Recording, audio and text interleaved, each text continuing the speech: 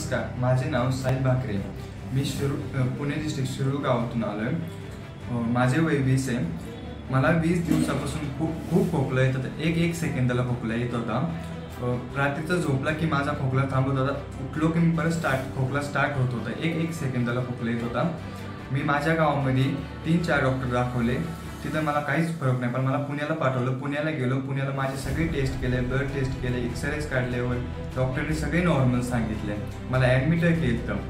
मला घरी नॉर्मल सांगितलं, काहीच हे नाही. मला घरी पाठवले तरी माझा खोकला चालूच होता. तरी इथं अहमदनगरमध्ये आयुर्वेदिक हॉस्पिटल म्हणून डॉक्टर अंशू मुळे, डॉक्टर महेश मुळे यांच्याकडे आलो. यांनी मला आयुर्वेदिक औषध, पोटामध्ये औषध, बस्ते केले आणि विविध केले. तर मला हळूहळू फरक जाणं, खोकला कमी होत गेला. आज माझा 7वा दिवस आहे. आज माझा सगळाच खोकला गेला. धन्यवाद.